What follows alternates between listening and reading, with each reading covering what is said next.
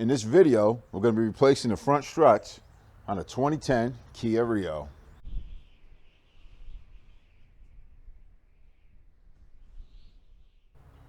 As you can see, I've already jacked up the vehicle, put a safety jack stand underneath, and removed the wheel. First thing I'm going to do is hit all the bolts that I have to remove with penetrating fluid, or PB Blaster as some would call it.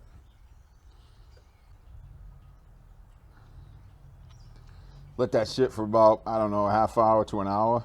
Most of the time, what I like to do is I like to soak this with penetrating fluid like the day before.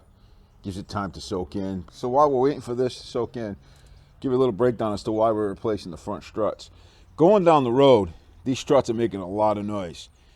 The strut mounts themselves on top are pretty much shot, and these shocks or struts are also dead in the water.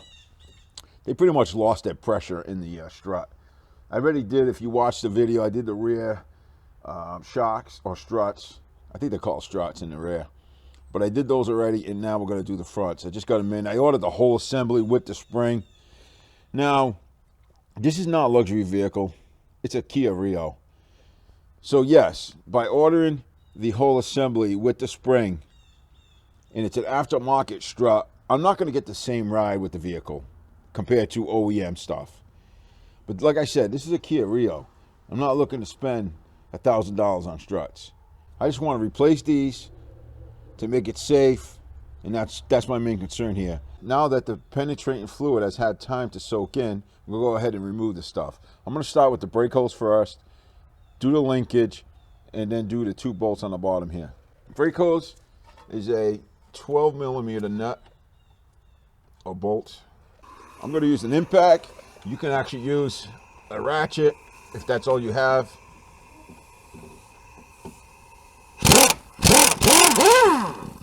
Obviously, impacts make the job that much easier.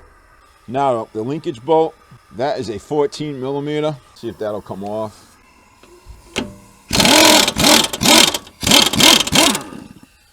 That actually came off easier than I thought. Now, do realize this is under pressure. That linkage rod goes all the way down to the sway bar. And that sway bar, that's going to be under pressure. You're going to need something to push this bar down and get that out of the way. All right, push that down, and then you can slide the link right out of its place. And then release the sway bar. So the brake line is off. Sway bar link is off. All that's left is these 2 bolts, one up top, one on the bottom. Now these do have nuts on the other side, so you're probably gonna need a wrench to hold that nut. Those are actually 17 millimeter nuts.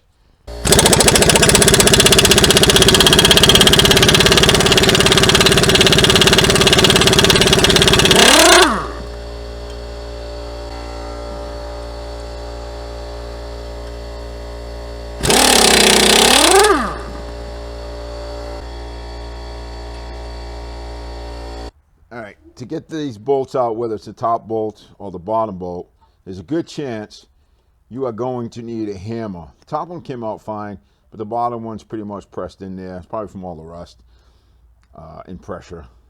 So we're gonna go ahead and just tap this bolt out, or attempt to.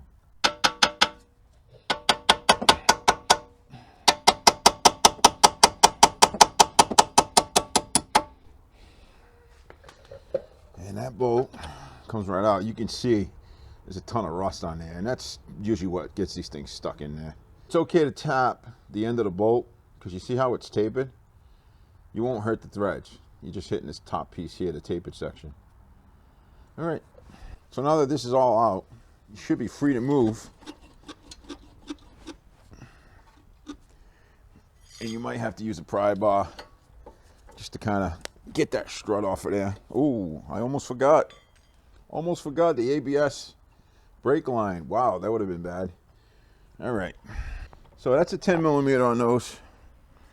Let me put some penetrating fluid on there, just to help those come out.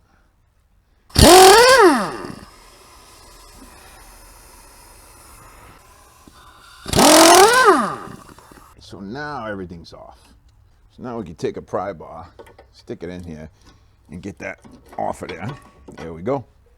On top, you're going to see this housing area right here. Just 3 bolts. 1, 2, 3. We're going to remove all 3 of these. This is just a plastic cover.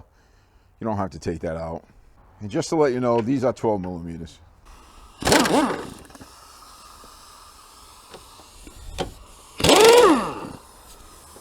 You're going to take 2 completely out.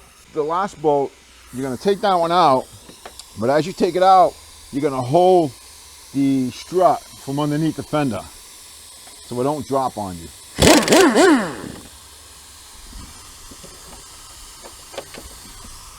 Okay, once you got the top bolts out, this whole assembly out of here. All right. Careful for that ABS wire. There you go, that's your whole strut assembly. You can see this one's pretty, it's in bad shape. But this isn't the one that's really bad, it's the other side that's even worse. But yeah, you can feel there's bearings inside the, what's called the strut mount. Those bearings in there, they get rusted out, they go bad, you know. And then when the car's going on bumps, and this whole assembly moves when it should be stationary inside this strut mount here. So anyway, that's the old one. Let's go get the new one. Now be advised, these are side specific. You see up here it says right hand. It's 2 different part numbers. So make sure you put the right one on the right side. If you don't, obviously it's probably not going to all line up. So you got the right hand side goes on the right hand side. But it's pretty nice when it's new, huh? Always looks good when you put new parts in, doesn't it? But anyway, if you move this one around, you can see there's no play in that. It's nice and tight like it should be. All right, let's get this in. So what we're going to do first is we're going to line up this plate on the top and put these 3 nuts back in. Basically, it's the opposite of taking it out. Slide it up with one hand, get one nut started. These are not very heavy, so it's fairly easy to get these on.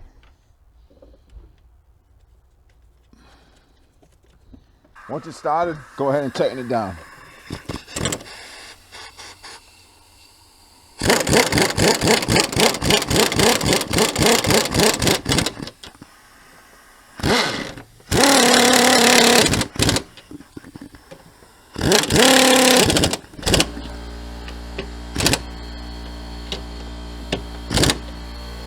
Careful when you tighten these down. You don't want to over tighten these. You will strip these studs. If you're not sure, definitely look up your torque specs on this stuff. You want to make sure that all this stuff is where it's supposed to go. So we're going to line up the knuckle with the strut. I'll try to. And try to get at least 1 bolt in there. And this is the biggest pain in the butt right here, is getting this lined up. I can tell that's off a little bit. So let's see if we can turn this just a little bit. There we go. Sometimes these don't line up right away, so you have to turn the strut to get it to line up nice and straight in there. And that helps. So you're going to take 1 bolt, put it through. There we go. I'm going to take the other bolt, hit that in there. There we go. Whew. Okay. I'm going to take the nuts, get them started. I'm just putting a little lubrication on those threads just to prevent them from rusting up in the future. Once you got those started, tighten them right down.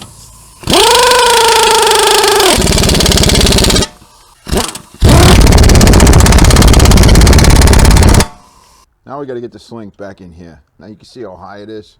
Here's the hole. It's up here. Again, we have to pull down on that sway bar to get that link lined up and in. Now I'm going to go ahead and just start this by hand. Make sure it goes in correctly. And tighten that down.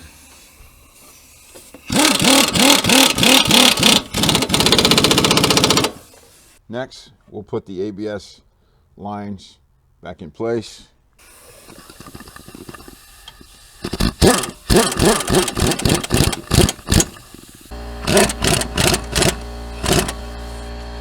Looks like there's a problem here. See, this is what happens when you buy cheap parts. The nut does not belong on that side, it belongs on this side. For some reason they welded it on the wrong side. I'll just have to go into the opposite side to make it work. I'll just bend this back a little bit. There we go. That'll work.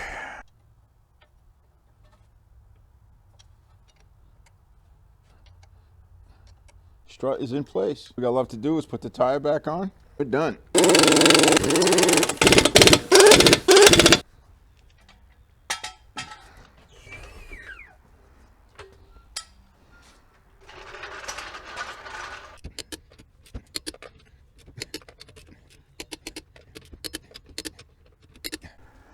And that's how you replace the struts on a 2010 Kia Rio. Fairly simple to do. Well, for me it is.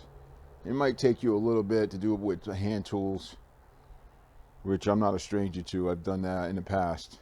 The most important thing I could probably say to you is apply penetrating fluid on all the nuts and bolts, on the threads. That'll definitely make it easier to get those out. You all, thank you for being here with me. I appreciate your time. Thank you for subscribing to the channel and for clicking on the bell so you can be notified of future videos. I appreciate all the support, and don't forget, share our videos on your favorite social media site. Thank you. God bless. See you on the next one.